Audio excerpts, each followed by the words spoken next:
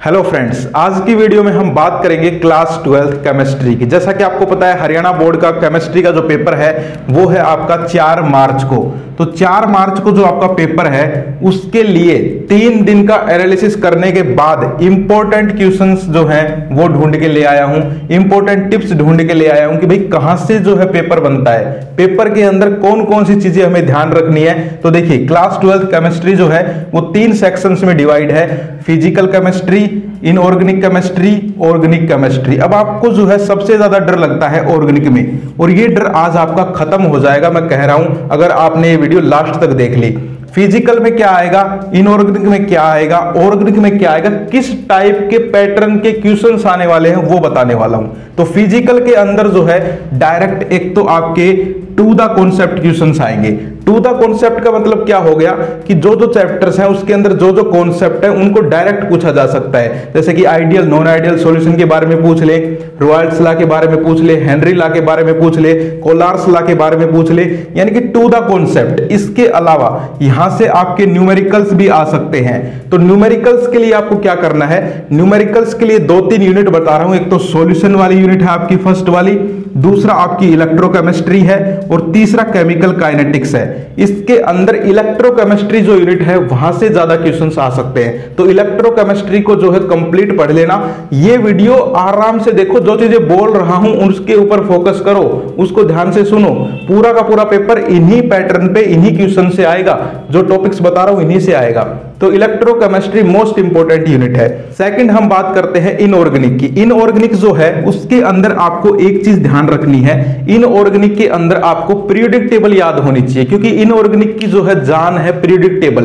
Periodic table जो है उसके जो एलिमेंट्स है, अगर आपको पूरी याद नहीं होती तो 30 एलिमेंट्स तो याद कर लो भाई। 30 एलिमेंट्स अगर तुमने याद कर लिए तो कोई प्रॉब्लम तुम्हें नहीं आएगी, क्योंकि इनऑर्गेनिक के अंदर जो क्वेश्चंस आते हैं वो इन एलिमेंट्स की प्रॉपर्टीज के ऊपर ही आते हैं कि भाई ये जो है एलिमेंट्स, जैसे कि आपकी यूनिट है डी एंड एफ ब्लॉक। अब वहां से कैसे क्वेश्चंस आते हैं, वहां से क्वेश्चन आते हैं कि भाई ये ट्रांजिशन एलिमेंट्स है, कलर्ड कंपाउंड क्यों बनाते हैं, इनका high melting point, boiling point, इसके अलावा इनकी स्टेबिलिटी के ऊपर क्वेश्चन आ जाता है। कई बार जो है और क्वेश्चन आ जाता है, इनकी ऑक्सीडेशन स्टेट का क्वेश्चन आ जाता है। यानी कि इर्द गिर्द क्वेश्चन किसके घूमते हैं, एलिमेंट्स के।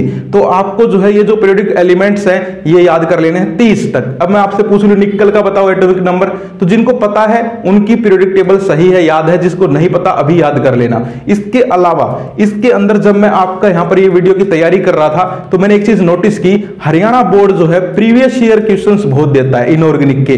जैसे कि आपको ट्रांजिशन एलिमेंट्स की ज्यादातर क्वेश्चंस वही मिलेंगे, एक वो कलर्ड कंपाउंड वाला है, वो 3 बार आ चुका है और वो अब भी आ सकता है। तो प्रीवियस ईयर क्वेश्चंस जरूर कर लेना इनऑर्गेनिक के। सेकंड हम बात करें इसके अंदर, यहां पर आपकी K2Cr2O7 जो है उनके बारे में थोड़ा पढ़ लेना। इसके अलावा ऑप्टिकल आइसोमेरिज्म हो गया, यानी कि आइसोमेरिज्म के बारे में थोड़ा सा पढ़ लेना। यानी कि कहने का मतलब क्या है कि जो मेन टॉपिक्स है वो अब मैं आपको बता रहा हूं, यहां पर जो मिक्सअप भी हो सकते हैं, कहने का मतलब ये है।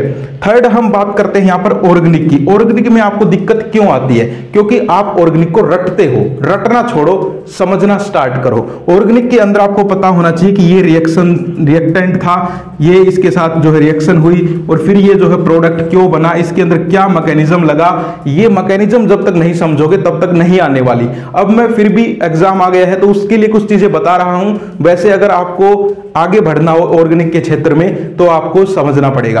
अब देखिए एग्जाम के लिए जो इंपॉर्टेंट चीजें हैं वो मैं आपको बता देता हूं।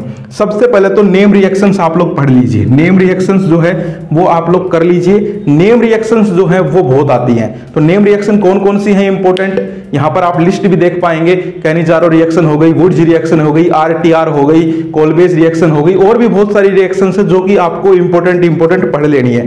कन्वर्जन की मैं अगर बात करूं तो कन्वर्जन इथेनॉल को किसी में चेंज करवा लेंगे, इथाइल एसीटेट को मिथाइल एसीटेट में चेंज करवा लेंगे, बेंजीन के बहुत ज्यादा कन्वर्जन आते हैं। ये 3 मैंने बताए हैं, इनको ध्यान रखो। जो मैं बोल रहा हूं, जो स्टूडेंट ध्यान से सुन रहा है पूरा का पूरा पेपर फोड़ के आएगा, गारंटी है।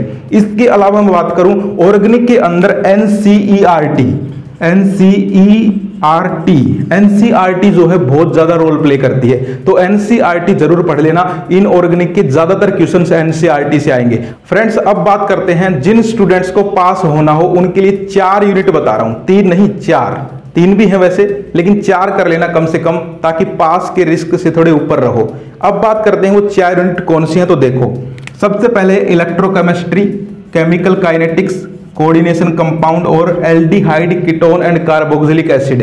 ये 4 यूनिट हैं, यानी कि पूरे सिलेबस में से सिर्फ मैंने आपको 4 बता दी। अब ये 4 भी अगर तुम नहीं कर सकते तो भाई क्यों ली थी तुमने साइंस?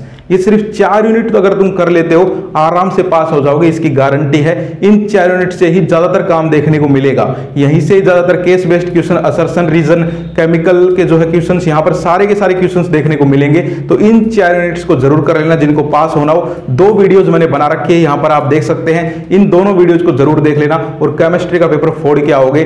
तो best of luck, wish you all the best. फिर मिलते हैं। जय हिंद, जय भारत।